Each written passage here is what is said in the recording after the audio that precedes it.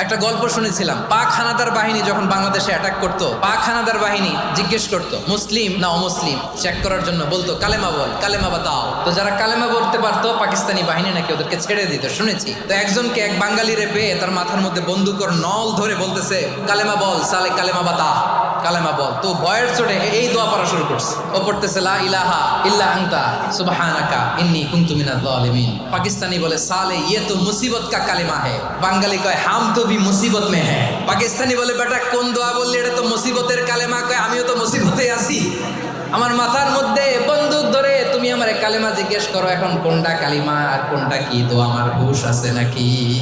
লা ইলাহা ইল্লা আনতা সুবহানাকা ইন্নী কুনতু মিনাজ জালিমিন। বিষ্ণুই বললেন দেয়ালে পিঠ থেকে গেলে, চোখে মুখে অন্ধকার, বাঁচার কোনো উপায় নাই, তখন এই দোয়াটা পড়তে হবে। এই দোয়া পড়ে আল্লাহর কাছে ফরিয়াদ করলে বিপদ মুক্ত করবেন কে?